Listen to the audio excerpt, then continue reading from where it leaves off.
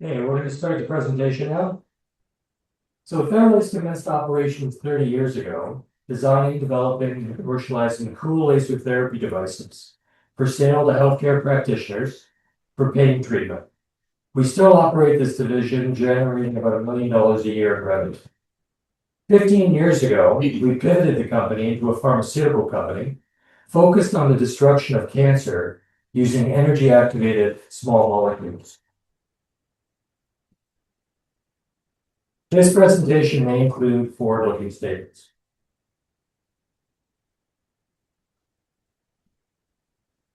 Over the last 15 years, the company has focused its activities on the commercialization of energy-activated small molecules that have the ability to hunt, localize, and destroy cancer cells, leaving healthy cells intact. Our primary asset is for non-muscle invasive bladder cancer, where we have completed enrollment in a registration clinical study that will happen in January this year, and are planning to submit for Health Canada and FDA regulatory approval via rolling review in third quarter 2026.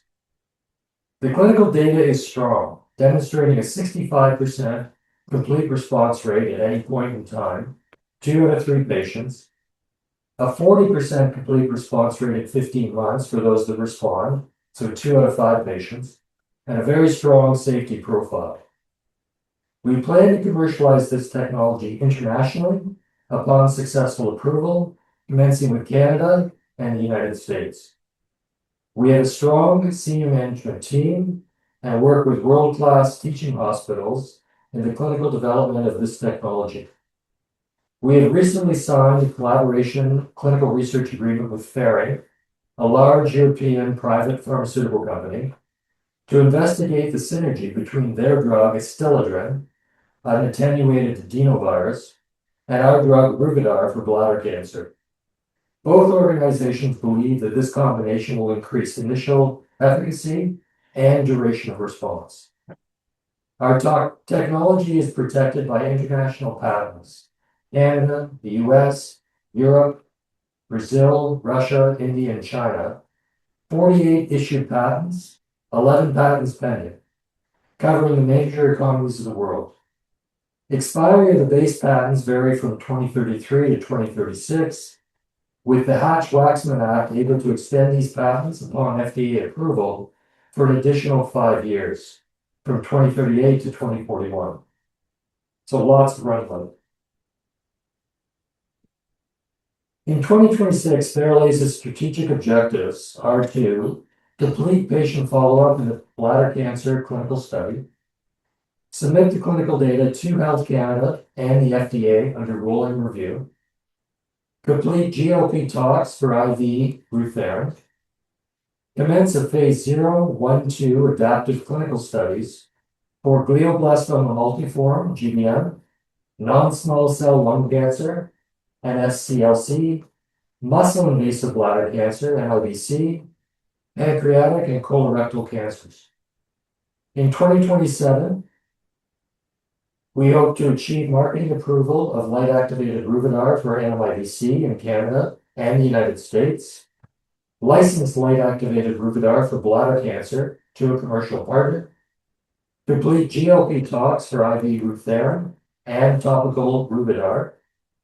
In 2030 to 2035, achieve marketing approval of GBM, non-small cell lung cancer, muscle-invasive bladder cancer, pancreatic and colorectal cancers in Canada and the United States, some of the biggest cancers in the world. Achieve marketing approval for topical Ruvidar for herpes simplex. License X-ray activated Ruvidar, for these cancers to one or more commercial partners. So the diagrams to the left are chemical representations of our lead drug, Ruvidar.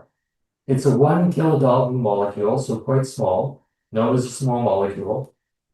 Ruvidar is a ruthenium-based synthetic molecule, which means it's made in the lab. It's not naturally occurring. That has been specifically designed to hunt and destroy solid core tumors, such as bladder, brain, lung, pancreatic, and colorectal. Theralase has strong chemistry, manufacturing, and control of the small molecule. It's manufactured to GMP standards, which is the standard in Canada, the United States, and the world, with a purity greater than 98%. We've demonstrated a 10-year shelf life at room temperature for this molecule, so it's extremely stable. The drug is also extremely potent, as only a half a gram is required to effectively destroy bladder cancer. Therefore, a kilo of the drug can effectively treat 2,000 bladder cancer patients. What is cancer? Cancer cells become immortal through DNA damage as a result of environmental, genetic, or lifestyle factors, which is why it's such a tough disease to destroy and to locate. Cancer cells ignore signals from the immune system, which tell them that to die, and unfortunately they continue to multiply and grow, leading to tumors, and if not destroyed, in a majority of cases, death. We each have approximately 30 trillion cells in our body, made up of over 200 different types. There are more than 100 different types of known cancer. All cells require molecular iron to grow, and since cancer cells have a higher growth rate than healthy cells, they require substantially more iron. Therefore, they have a much higher number of transferrin receptor species. Theralase has exploited this weakness in cancer cells to target their destruction. So Theralase's lead small molecule is a ruthenium-based drug known as Ruvidar. This binds with a naturally occurring endogenous glycoprotein, meaning it's produced by your body, known as transferrin. Transferrin is used to transport molecular iron to every cell in our body. Theralase has discovered and patented a unique characteristic whereby transferrin does not distinguish between iron and our ruthenium-based drug, as they are both transitional 8 metals. Cancer cells thus absorb Ruvidar, and when light activated, destroy the cancer cell from the inside out through the production of singlet oxygen. Ruvidar does not affect healthy cells for 2 main reasons. First, they have far fewer transferrin receptor sites than cancer cells, and second, they cycle iron very quickly, and hence our drug, within 10 to 20 minutes, whereas cancer cells retain our drug for up to 72 hours due to their altered metabolism using a glycolysis method versus the far more efficient ATP pathways. Bladder cancer is the 9th most common cancer in the world, 4th in men. There are 2 main types: non-muscle invasive, confined to the inner layers of the bladder wall, and muscle invasive, which invades the detrusor muscle. There are over 600,000 new cases of bladder cancer diagnosed in the world annually, strongly linked to smoking. I would say that there are over 70% of the patients in our study are current smokers or former smokers. The standard of care for NMIBC treatment is a bacteria that was developed for tuberculosis 100 years ago, known as Bacillus calmette-guerin, or BCG. BCG is effective, but only in about 70% of NMIBC patients. Unfortunately, it fails to provide a durable response, as 50% of these patients will recur within 1 year. This leaves approximately 65% of patients who are now referred to as BCG unresponsive a year after treatment. These patients are now facing radical cystectomy, removal of their bladder, lymph nodes, urethra, and all or a portion of their reproductive organs. It is this population that the FDA has declared an unmet need, and the one in which Theralase is focused. Bladder cancer is a growing market in the US, estimated at $1.8 billion US in 2026, ballooning to $2.9 billion over the next 8 years. Worldwide, the bladder cancer market is estimated at $6 billion annually in 2026, growing to $9.5 billion in the same time span. There are approximately 6 main competitors in the BCG unresponsive NMIBC space in the US and 1 in Canada. Theralase believes that our drug is a strong contender in this market with its one-and-done profile, high efficacy, high duration of response, and strong safety profile that will allow it to take a lead position in this market, both in the US and Canada. So we have 2 cohorts. The one that we've just completed, cohort 1. This is the bladder cancer clinical study has completed enrollment and will complete follow-up in 2026 with submission to Health Canada and the FDA for regulatory rolling review. The treatment is one and done, meaning the patient comes in, they're treated, they go home. Takes approximately 2 to 3 hours to complete, which is a godsend to the patients, uro-oncologists, and the insurance companies that are required to pay for the procedure. 2/3 of the patients who receive it are cancer-free when they go home. 2/5 of those patients are still cancer-free at 15 months. If the patient recurs or fails to respond, the uro-oncologist is able to provide up to 2 additional treatments. And there's an example of some of the world-class institutions that the company works with in their completion of this study. You can see Princess Margaret, UHM, McGill, top in Montreal, University of British Columbia, Nova Scotia, London Health Sciences, and then there's half a dozen US institutions, including University of Chicago and University of Wisconsin-Madison, both world-class facilities. Design 2, cohort 2, this is the study that we're working on, a combinational study with a pherine with a Adstiladrin. So the new cohort is a combinational clinical study design that targets the same patient population, BCG unresponsive and MLBC carcinoma in situ. However, in addition to light-activated Ruvidar, they are provided with up to 4 installations of Adstiladrin, which is an attenuated adenovirus that targets healthy bladder cells to produce interferon, a signaling protein that triggers an immune system response. Light-activated Ruvidar and Adstiladrin treatments are provided on different visits. If the patient fails to respond or recurs, the uro-oncologist is able to provide additional treatments. The clinical study will launch in the US, subject to FDA approval, with the potential to expand into Canada or other countries.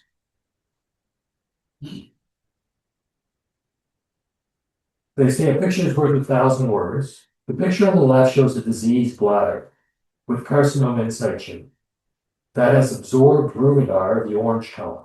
Okay? The pink is the healthy urothelial wall.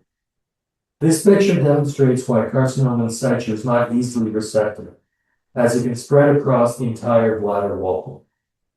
The second picture demonstrates Ruvidar absorbed into bladder cancer cells, with the outline of the bladder cancer cell denoted by a faint red line, and Ruvidar fluorescing a bright pink magenta color, meaning that it's been internalized into the bladder cancer cell.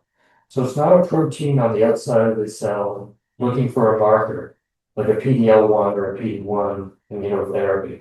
This has actually been absorbed by the bladder cancer cells. The third picture shows the fiber optics of the green laser system used to activate Ruvidar. The fourth picture shows a healthy bladder wall after successful bladder cancer destruction. So what are we trying to achieve? So the International Bladder Cancer Group, comprised of world-renowned uro-oncologists from Canada, the United States, and Europe, have set guidelines for non-muscle invasive bladder cancer treatment that they believe will lead to widespread international acceptance and adoption of a technology that can achieve these guidelines. Their consensus was a complete response in 50% of patients treated at 6 months, or as the FDA defined, at any point in time, with a duration of that response of 30% at 12 months, 25% at 18 months. Complete response, among other definitions, is defined as no cancer tumors visible in the bladder and no cancer cells detected in the urine. So negative cysto, negative cyto. So let's move on to our study. So bladder cancer is traditionally known as an older white male disease, which is also true for our patient population. You see that 81% are over the age of 65, 81% male, 83% white, 81% have pure CIS, 20 or 19% would have CIS with resected TA or T1 papillary disease. 98% of the patients have had ample doses of BCG, with only 2 patients being intolerant. The average number of treatments of BCG you have to have is a minimum of 7. These patients have had 15 on average, so they haven't responded to BCG.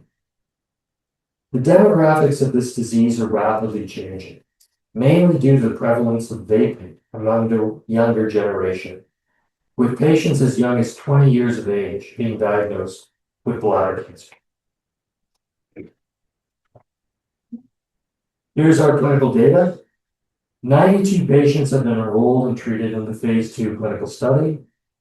For the primary objective, 65.2% of patients treated have demonstrated a complete response or CR, and 73% a total response, surpassing the 50% guidelines. Total response includes patients who have an indeterminate response. This is defined as no disease in their bladder, so negative cysto, but they do have cancer cells detected in their urine, so either positive or suspicious urine cyto. This is usually upper tract disease. Okay? But that's saying that 3 out of 4 patients that are drug light activated has destroyed the disease in the bladder. We don't reach into the aerators, the renal pelvis, or the kidney. So our drug is effective in 3 out of 4 patients. For the secondary objective, 40% of patients have demonstrated a duration of their complete response for 15 months, surpassing the 30% guideline. For the tertiary objective, no patients have demonstrated any serious adverse effects directly related to the study drug or study device. There are treatment-related adverse events. There's frequency, there's urgency, there's hematuria. These are all localized to local effects in it, but they're transient, resolving within 2 to 4 weeks. In the extended follow-up, 19.2% of patients have sustained a complete response for 2 years and for 3 years, and 1 patient, incredibly, has a sustained complete response for 7 years, which is ongoing after only 1 treatment. This is what's called the Kaplan-Meier curve, and this is just a prediction based on the data that we produced today, what the final data set will look like. So what this predicts is that at 1 year, 48.6% of patients will be CR, 34.5% at 2 years, 25% at 3 years, which is world-class data. As our clinical data matures, our clinical responses will approach these numbers. Some of our patients, we only have 12-month data on, 15-month data, but as we get more data coming in this year, you'll see our numbers approach these. Next one is the swimmer's plot. This is actually demonstrating what's happening to patients over 3 years. Here it's showing that patients are at 3 years and still going beyond that. So they're coming up to 3.5 to 4 years, with a median duration of response of 14.8 months, achieving the primary and secondary efficacy objectives of the study, which is very strong data to present to the FDA. This is a new slide. This is showing the efficacy of the drugs that are in the market right now, both FDA approved and FDA or under clinical investigation. You can see the black line is the IBCG guidelines, 50, 30, 25%, or 20%. You can see, if you look at these, starting at the bottom of the graph with the red lines, you have valrubicin. This was approved over 40 years ago, although not used by the uro-oncology community due to its poor duration of efficacy. You can see it's one of the lowest at the bottom. Second is the big drug Keytruda, or Pembro, which is a Merck drug, which was approved in January 2020. But due to inherent side effects, an application to a small subset of patients, it is not prescribed by the uro-oncology community, either in Canada or the US, for this condition. Third one, you get into the green lines. These are the FDA-approved drugs which are currently in the market. So you have the Spiladrin, which is the Ferring drug, approved in May 2023, demonstrates a durable response, however contraindicated for patients who are immunosuppressed or immunodeficient. So they are a little bit of a tighter population. The next one you see is BCG plus N803. This is the immunity bio drug. So N803 has been combined with the standard of care BCG. FDA approved in May 2024, has a durable response. However, most uro-oncologists associate that response with BCG and not N803 and SL15 superagonists. Finally, you have Alexo. This is a J&J drug. This is a slow-release chemotherapy drug, gemcitabine, which was approved in September 2025.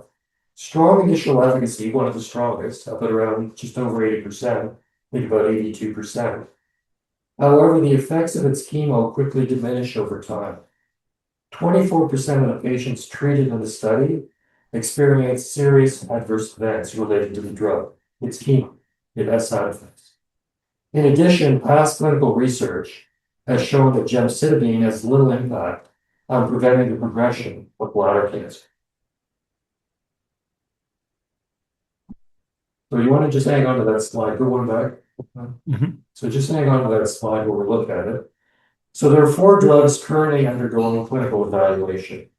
So your first one, if you look at the top, is Credo. This is a CG oncology drug. It has demonstrated durable response. However, its use is limited to patients who exhibit a retinoblastoma negative protein, which according to published scientific data is represented in only 25% of the CIS population. In addition, due to its complexity, it is not readily adopted by most uro-oncology practitioners. Good data, but it's restricted to a subset of the BCG unresponsive NMIBC CIS population. You've got Ruvidar, which is just at above the black line. As our data fills in, according to the Kaplan-Meier curve, you'll see that orange line come up.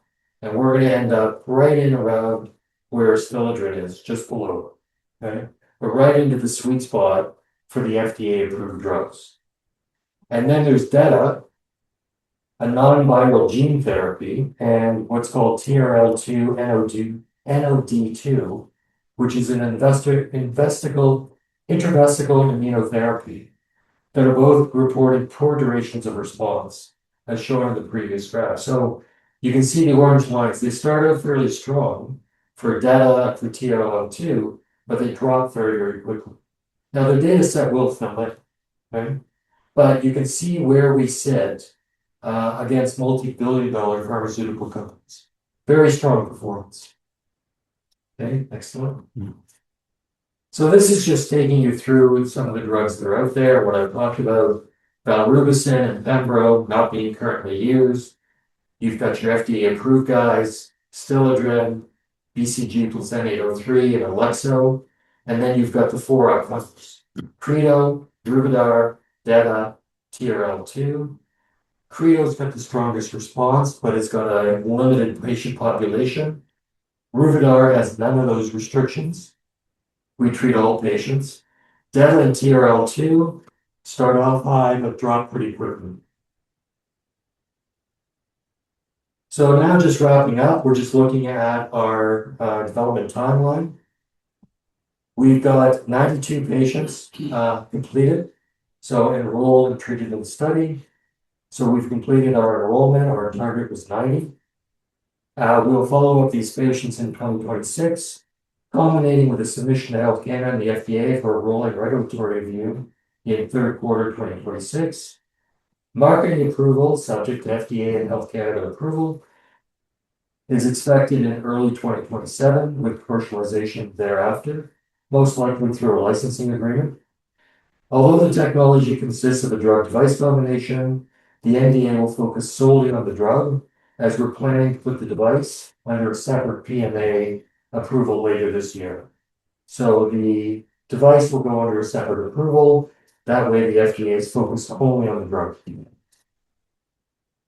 So just wrapping up, bladder cancer is a large addressable market, being the 9th most common cancer in the world, fourth in men, with a worldwide market estimated at close to $10 billion in 2034. Theralase offers a patented, safe, and effective one-and-done treatment that can be administered to a patient in a few hours. We are not restricting which patients come in or which markers they have to come into the study.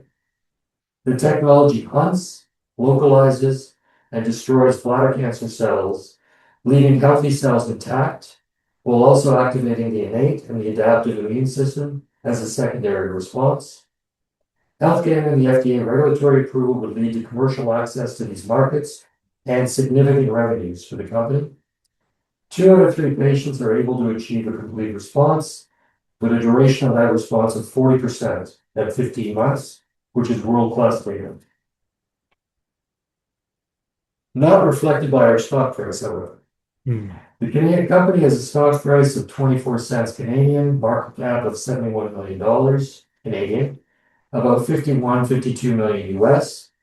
Insider ownership is healthy at approximately 13.8%, fully diluted. Thank you for your time. At this moment, I'd be happy to address any questions you would have. Thank you. Yeah. Questions? Yes, sir. Yeah, it's one organ, the bladder cancer is one organ. Why haven't you ever looked at other organs within the body? Other organs within the bladder? No, in the body. Well, I think that we originally chose with our scientific and our medical team, we chose bladder because it was an unmet need. There was a clear set of goal marks set by the FDA on what was required in order to get FDA approval. Sometimes with different diseases, it's not clear what you have to achieve to get regulatory approval. The FDA put out guidance in February 2018. They reconfirmed that guidance in August of 2024. So we had very clear marching instructions from the FDA. With bladder, we also had quick ingress into the body through the urethra, right? So you could go in, put the drug in, remove the drug, void the bladder, fill it with water, light activated, away you go. So our toxicity was going to be low because the drug is only in there for a small amount of time, demonstrated in our phase 1 study for pharmacokinetics that the drug was only available in nanograms in urine for up to 24 hours and systemically in plasma in picograms, which is just about the level of detection, LOD, for 72 hours. So it's in the body and it's out of the body. So there's not going to be a lot of toxicity. If you go with systemic drugs, you're going to run into more toxicity issues because it's in the body longer. So it's going to be harder for the body to pull it out through pharmacokinetics. But having said that, the company is completing or working, now that we've raised this capital, on a GLP toxicology analysis of Rutherford, which is our drug combined with transfer. So we're going to combine that outside. We're going to use that as an LED.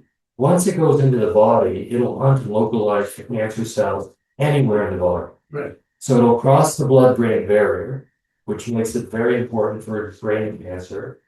The lungs are highly vascularized, so it's great for non-small cell lung cancer, colorectal, pancreatic, and something that a lot of pharmacists are interested in, muscle-invasive bladder cancer.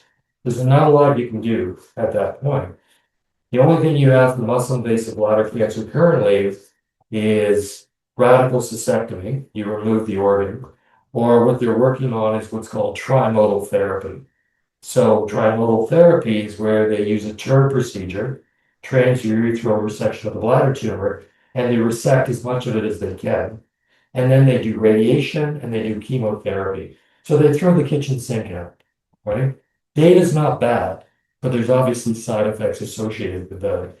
If we can go in with our drug, have it localized just to the tumor in the MIBC, activated with radiation, that would be a lot cleaner approach. So I think that based on the capital of the company, it's focused on getting the first indication across the line.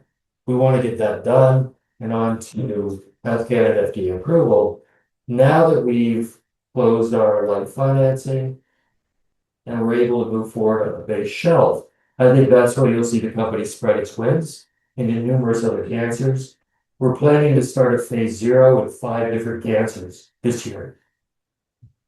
Yeah, one of the things is the collection of the product after it's gone through the human body. Is there any way that you collect that? You mean and reuse it? No, I'll just collect that possibly in futures reuse. In our phase 1 clinical study, which is a safety study, okay, Right, we analyze both urine and blood. Okay, what we're looking for is we're using what's called ICP-MS in order to mass spec, in order to say how much of the drug is in the urine, how much is in the blood. But no, it wouldn't be used after that. Once it's run through the system, it's gone. way of identifying, We could identify because ruthenium is not endogenously produced. So it's a metal that's not produced by your body. So it's easy to pick it out of tissues, right? And they use MSNS or ICP-MS to do that. But it's really from a safety perspective, how quickly it is being removed from the body. What you don't want to have is a drug which localizes into tissues and stays there and causes toxicity. So you kind of want it in, do its job, and get out. You're welcome. I was wondering which among our competitors is expected to be used in the outpatient setting. I think all of them are looking at outpatient setting. I don't know of anybody that's not. So currently, Ferring is outpatient, Community Bio is outpatient, and J&J is outpatient. I think CG Oncology, DETA, and the other TR, whatever, R2, and Rubida are all outpatient. So with the drugs that they have, ours is a small molecule. A lot of the other ones, competitors are biologics. So with biologics, there's a whole cold chain associated with them, where you need to keep it at negative 80 degrees Celsius. And then you have to prepare it, and if you don't use it, you don't have a lot of time to do it. And it's complex. Like I think when you get into some of these other BLAs, there's a lot of safety concerns around it. So for example, if you urinate, then some of them you have to use bleach in the toilet for 10 or 15 minutes to try to destroy it. It's a live organism. So I think by having a small molecule where we have 10 years of shelf life at room temperature is significant. Yeah. Because you can store it for a long time. But I think they're all outpatient. But ultimately, I guess cost and reimbursement would be the most determinant factor for the choice. I believe at equal efficacy or more or less similar efficacy and duration, I would say cost. Yeah, I think in the US market, the pharmaceutical companies are allowed to choose whatever price they want, right? Now, whether the insurance companies will reimburse that is another matter, okay? But they can choose if they want. Like the lowest price right now on the market is $250,000 US for a year's worth of treatment, going up to about 800, almost 900,000 US for treatments. So Theralase being a one and done has the ability to come in as a low cost provider into that marketplace. So you're right, with safety and efficacy being on par, people will choose the cheaper alternative. Cost effective. Absolutely. Thank you. Yes, sir. As far as timing, I don't know if you can answer this or not, is the GLP, the tox study actually started now? The Or GLP are we waiting for the shelf? The GLP tox study is being reviewed right now by Dr. Mendel. Where we're going with that is there's a number of experiments that have to be run. So you have to run a single dose in one animal species, a multi-dose in the same animal species, and a couple of other studies that have to be done. That's being finalized. And once that's given the green light by the scientific department, Dr. Mandel, that'll proceed. But that doesn't get done in-house with somebody else. Oh, no. It has to be at a GLP lab. It's, usually done in the US or in Montreal. So what timeline do you expect to actually start that? Is there a funding issue? Like, No. do we have the cash to do it? If We have the cash to do it. okay. I would say that something like that would start in the summer, Mhm. right? And typically take about 3 months to complete. So once you set it off, now they have to place the orders, they have to acclimatize the animals, they have to follow the protocol, you have to train them, they have to execute on the experiments, they have to do multiples and then this and then sample and different cohorts. So it's a very dedicated, very regulated thing that you're going to come up with a number that says this is the maximum tolerated dose, which can then be used to determine the human equivalent dose, which is the all-important number that we're looking for. So we don't actually test humans, Oh, no. No, it's non-clinical. right? Yeah, you're not allowed to go into humans until you no. I don't know if they would allow that. They might. No, you have to go through this very detailed thing because Right. you have to demonstrate safety because it's a first in man. Sure.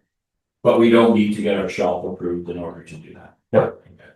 When will the shelf be approved? Any ideas? That is up to the OSC. So it's in their hands now? It is. Yeah, I can't speak for them, so I don't know. I have a question here. This question stems from a number of studies that have been done overseas. So the question is internationally can you speak to our patent protection? Well, I think I covered that in one of the slides. I Yeah. think that Ruvidar and I think Dr. Mandel's team has done an excellent job of providing multiple layers of patent protection. So we have the base drug, which is Ruvidar. You've got the IV installation, Rutherrin. You've got the laser system that activates it being covered. You've got the emitter detector assemblies, which are used in bladder cancer for it. You've got sonodynamic, which is ultrasound activation. You have vaccine, where the drug can be used as a vaccine. There's also a lot of work that Arkady has done for combining our drugs with other chemotherapy drugs and other IO drugs, showing an increase in performance. So there's 48 patents issued. If you want a list of them, you can go to our annual information form, and it lists all the patents, all the numbers, all the details, and their status. Right. I'll go back here again. I think we touched upon that. The Ferring, any updates on the Ferring pharmaceutical combinational study? No, I think Ferring and Theralase have an excellent relationship. I think we're waiting on FDA approval of the combinational study. Once FDA reviews that and approves it, then we'll move forward with our joint steering committee, which is comprised of both Theralase and Ferring personnel. And we'll move forward on the combinational study commencing in the US. I have more, but if you have more questions from Great beginnings with collaboration with Ferring. Amazing. Great. Yeah. Yes. For the European market, but also globally. They're a great company. Thank you for that. So will we be using like a lot of their study sites that they already have up and running that start with from? We're the sponsor, so we're going to be leading it. So we make the decisions on that. So we'll be losing if you went to my slides cohort 2. There's 3 clinical study sites that we're currently using. for it.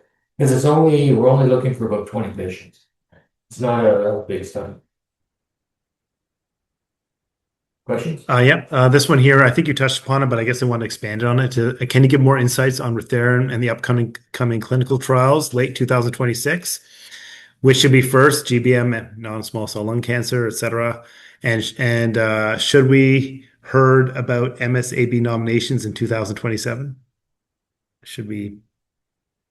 I'm not sure about the second part. Sounds like 3 questions. Okay. Yeah. So the first one is we've got to finish GLP toxicology first. Mhm. Okay, without that, you can't move forward for any health can or FDA approval.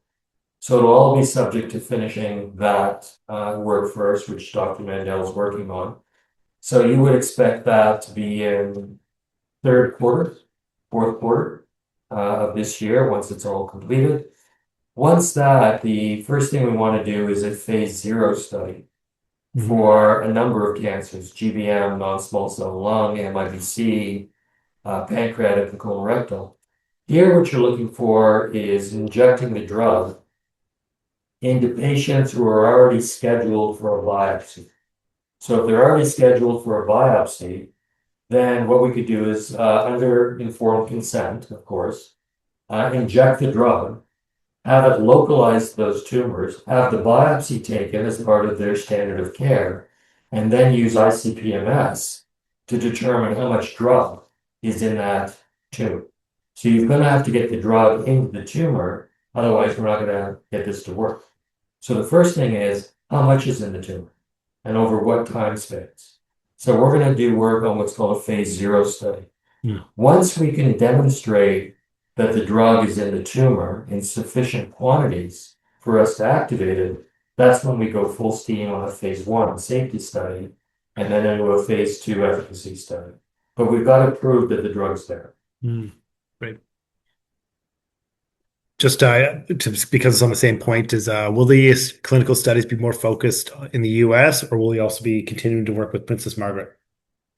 Well, Princess Margaret is a world-class institution. I think it's number 3 or 4 in the world. So I don't think, being a Canadian organization, I think phase 0 and phase 1 studies are best done in Canada. It's a little bit more cost effective. We have a good relationship with them. As we expand into phase 2 studies, that's when we include the US. So if you look at our bladder cancer study, the phase 1 was completed solely in Canada because we did the safety work here. You don't need a lot of patients. We're talking a 3+3 study. So 3 at a maximum recommended starting dose, 3 at a therapeutic dose. That can all be done in Canada. As soon as we go to a phase 2, larger populations, yes, we want to include the US market. Obviously, that's the most fruitful of the medical markets. Any other questions? Question came up. I've seen it being discussed a little bit. Are you aware of the recent China study in ultrasound activated 1433 treating pneumonia bacteria? I'm very aware of it. I saw the study. Our colleague and I both reviewed it, and they're using our drug. Yeah. Right. So it's TLD 1433. So it's our drug that was used in that study. So yes, I am aware of it. And this is the last one online here. Do you expect to come up with some preclinical data on pancreatic cancer? Preclinical. We do have preclinical data now on some of the work that we've done because we've got a number of different models, sub-Q models, orthotopic models, etc. So we do have a number of cell lines that we've already done work on. I think that, in my opinion, it's really up to Dr. Mandel, but I think that we have sufficient preclinical data to move forward. We've demonstrated the safety and the efficacy of the drug time and time again. So what I'd like to do is to get to a phase 0 study, prove that the drug localizes to the tumors of interest, and move on to a phase 1/2. Perfect. That's it for online. Anyway, great. Thanks, Steve. I have one more question. When you progress to those phase 0, 1, 2 with all the new indications or several of them, do you expect to be doing that yourself, or do you expect to have partners maybe in multiple indications or individual partners who would be interested in individual indication or? What we would do once we, it's a good question. We're not a clinical outfit, Obviously. so we're a business. So we would have to have clinical partners. So the Dr. Mandel and I have built relationships over the last 5 years with a number of top oncologists, both in the brain space, in the lung space, in the bladder space, in the pancreatic colorectal space. And so what we would do with a GLP talks is dust off our Rolodex, call up these clinical oncologists and say, we're interested in doing this type of a study. What do you think? And if they have patients who, I think that a lot of clinicians, a lot of oncologists are very interested in research. So they're very interested to learn about what's coming down the pipe and how can I provide better treatments for my patients? Because this is what they really enjoy. So they're very interested in being involved with us. And if they have patients, that have it, we would speak to them, a number of them, and then choose certain of them as lead PIs, principal investigators. So we would say, they say, okay, I've got this patient base, or this is my unmet need, or this is where I need help, right? I'm not getting this patient population, I get really good responses with. Let's not focus there. This group of people or patient, I'm not getting good responses, or they don't have a lot of alternatives, or certain drugs aren't performing well for them. Let's focus there. So in Arkady and I working with these, and Kiyuta, in working with these clinicians, will formulate what the population is, what a phase 0 looks like, what would a phase 1 look like, what would a phase 2 look like, and then we finalize all that, put it all together, put together an investigator's brochure, a clinical protocol, an informed consent form, get everybody's buy-in, and then fire it off to Health Canada, the FDA, get their blessing, and then we get started. So it's a very iterative process. So yes, we very much involve the clinical teams, the scientific teams, But as far as regulatory funding, teams. we would be funding that whole process up to that point. Of course. Yeah. There are, principal investigator-led clinical studies where the PI would fund it. They get funding from the government or in the US from the NIH, and they go run their own studies. That wouldn't be the case for us. There may be other government funds that come into play, but primarily Theralase is the sponsor, so we would be leading and paying for the study because they're doing our research. And those times would be premature to get like a pharma or somebody bigger involved, or they want to see some, like say at least phase 1 or beginning phase 2. Well, I think Before they get involved. pharma jumps in at different points. Right. I think with a new molecule, which is very exciting, they may jump in at a phase 1, but generally not. Most of them, they're jumping in late phase 2, phase 3, because what they're looking for is, okay, I got a big check and I get this drug. Who can I sell it to? So they're a commercial operation. So they're looking at commercial. Same thing with the royalty companies. They're looking for very late stage asset or early FDA Health Canada approvals is what they're looking for. So with our bladder cancer asset, we're done our study, we're completing our thing. This is a very good opportunity to partner this technology. For the brain, lung, pancreatic, muscle invasive, colorectal, they're a little early stage. So you'd have to show a couple of questions I would ask if I was a pharma. Is the drug in the tube? Right? 2, what's the safety profile? Is it toxic? Can the patient take this or on a single dose or a repeat dose? 3, what's the efficacy? 4, what's the duration of that response? 5, how does it compare with what's on the market? So these are all important questions that they're going to want to see, at least in a certain patient population. So they're not going to say, oh, that looks great. Here's a big check. That's generally not how it works. Having advanced the bladder cancer and and being able to present some early stage results from other indications, this is extremely appealing to pharma. Absolutely. So, but the valuation will be based much more on the, as you said, on the late stage results than on the early stage. But now you're absolutely right. And now that you have safety and efficacy data with a drug, it's no longer a really new molecule. It's something that has proven safety and efficacy, which is going to be enticing. Mm. So we really need those tox studies. We do. Yes, Bill. Now, looking at, it's quite inventive when I heard that you were on to herpes vaccine as well. When's your start dates, where it is going, and how long? Well, I think what we've done. General population. Yeah, it's extremely exciting. I agree. Herpes simplex, the data that Dr. Mandel and his team have put together has been astounding. Based on our capital, we've elected to do GLP tox in Rutherrin first for the major cancer indications. I think that herpes simplex is a huge market, right? It's billions of people all over the world. It's a great application. I think our data is world class, according to a cyclovir or some of the over-the-counter drugs. I don't think we're doing GLP tox till 2027.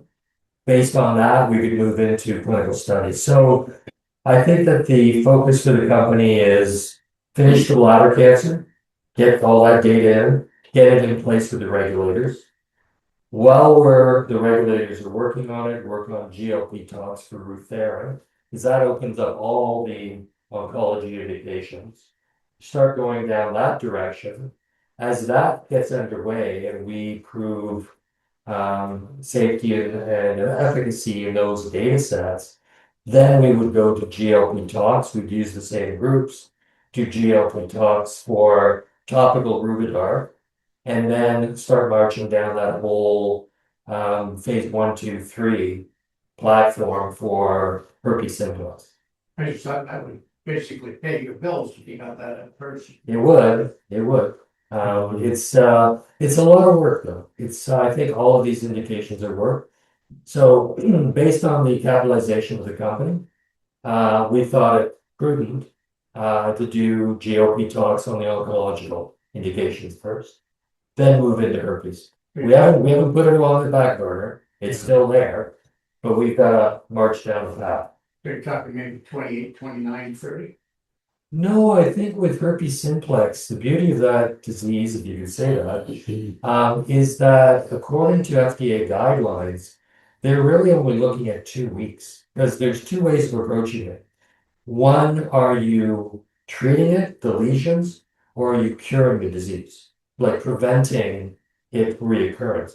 Not a lot of companies go for, we're going to prevent this, because you have to follow them for at least a year to do that.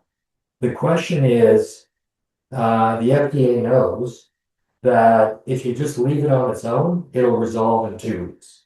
Okay? So I think the standard is, can you resolve it with your IP, investigational product, faster? If you can, away you go. So the studies are very quick. So I think you could run a phase 1 within a few months. Like you're not in years and years. Like with bladder cancer, you have to treat the patient. According to FDA guidelines for BCG unresponsive NMIBC-CIS, you got to wait at least 15 months in order to see the results. Then they want to see data after 3 years. So it's a long process. I think herpes simplex is much, much faster. I would say something like that, if we're funded and we're able to move forward and do the studies again, it's based on enrollment. I think if a lot of people have the condition, it shouldn't be that hard to find the patients, but we could be able to move very quickly with it. 1 to 2 years. I would say if you're going to try and nail me down to a day, yes. Any other questions? Got one more here. Any update on the NASDAQ or US New York's NYSE listing, ADR? Yeah, I think at that point, the company elected to change auditors. which were PCAOB certified, which is required for a US listing. The company would need 2 years of PCAOB financial statements or audited financial statements. So the company would be looking to do a US listing in the beginning of 2027. Having said that, it would be up to the board of directors. If they felt that they would be better served in the US market, then we could move faster. But again, that's the board of directors' decision. Last question here is any thoughts on opening a US headquarters? Well, I think that we always want to expand. I think that there are discussions about expanding, but again, it depends on capitalization. So the company, has been very frugal. We've been able to accomplish a lot, on a very tight budget. And I think that we're not going to stray far from that. So if it makes commercial sense and it can generate revenue, we're interested. If we're just spending money, I don't think we want to be like every other farmer out there. Totally. Any other questions? I'm clear here. Good. Questions? Thanks for your time.